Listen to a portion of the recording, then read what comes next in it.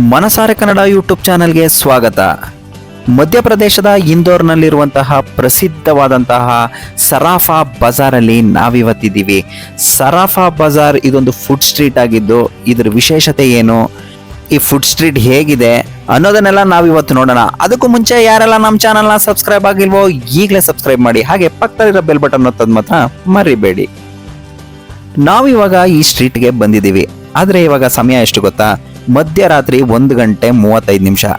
ಅರೆ, ಈ ಮಧ್ಯರಾತ್ರಿಯಲ್ಲಿ ಈ ಸ್ಟ್ರೀಟ್ ಇನ್ನೂ ಓಪನ್ ಆಗಿದೆಯಾ ಅಂತನಾ? ಹೌದು, ಈ ಸರಾಫಾ ಬಜಾರ್ ಸ್ಟ್ರೀಟ್ನ ವಿಶೇಷತೆನೇ ಇದು. ಈ ಸ್ಟ್ರೀಟ್ ರಾತ್ರಿ 8 ಗಂಟೆಗೆ ಓಪನ್ ಆದರೆ ಬೆಳಗಿನ ಜಾವದವರೆಗೂ ಕೂಡ ಓಪನ್ ಇರುತ್ತೆ. ಇಲ್ಲಿ ಕಣ್ಣಿಗೆ ಬೇಕಾದಂಥದ್ದು, ನಮ್ಗೆ ಇಷ್ಟವಾದಂತಹ ತಿಂಡಿ ತಿನಿಸುಗಳಂತೂ ಸಿಕ್ಕೇ ಸಿಗುತ್ತೆ. ಭಾರತದ ಅತಿ ದೊಡ್ಡ ಫುಡ್ ಸ್ಟ್ರೀಟ್ಗಳಲ್ಲಿ ಇದು ಕೂಡ ಒಂದು.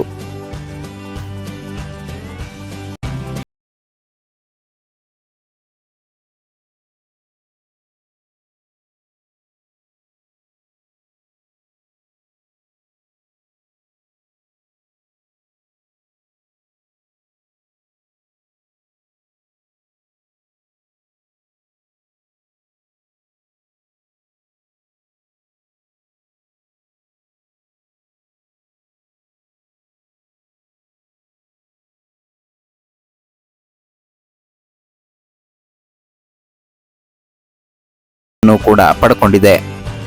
ಇಂದೋರ್ನ ಮಾರುಕಟ್ಟೆಯಾದಂತಹ ರಾಜವಾಡದಿಂದ 2 ಕಿಲೋಮೀಟರ್ ದೂರದಲ್ಲಿರುವಂತಹ ಸರಾಫಾ ಬಜಾರ್ ತನ್ನದೇ ಆದಂತಹ ಪ್ರಸಿದ್ಧಿಯನ್ನ ಪಡೆದುಕೊಂಡಿದೆ. ಇಲ್ಲಿ ಏನ್ ತಿಂಡಿ ಸಿಗಲ್ಲ ಅಂತ ಹೇಳೋ ಹಾಗೆ ಇಲ್ಲ, ಇಲ್ಲಿ ಎಲ್ಲವೂ ಕೂಡ ಸಿಗತ್ತೆ. ಈ ಸ್ಟ್ರೀಟ್ ಸುಮಾರು ಹೆಚ್ಚು ಕಡಿಮೆ 1 ಕಿಲೋಮೀಟರ್ನಷ್ಟು ದೂರ ಇದೆ. ಹಾಗೂ ನೀವು ರಾತ್ರಿ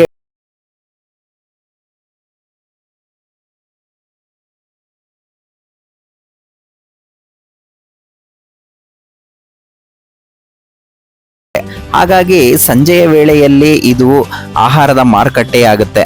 ಯಾಕಂತಂದ್ರೆ ಬೆಳಗಿನ ಜಾವ ಅದು ಆಭರಣಗಳ ಮಾರುಕಟ್ಟೆ ಆಗಿರೋದ್ರಿಂದ ಯಾವುದೇ ರೀತಿ ಡಿಸ್ಟರ್ಬೆನ್ಸ್ ಆಗೋದಿಲ್ಲ.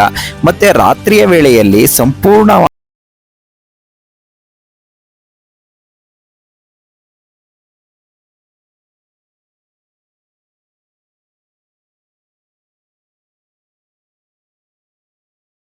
ಇಲ್ಲಿ ವ್ಯಾಪಾರ ವಹಿವಾಟುಗಳನ್ನು ನಡೆಸಬಹುದು ಅನ್ನುವಂತಹ ಪರ್ಮಿಷನ್ ಕೊಟ್ಟಿದೆ.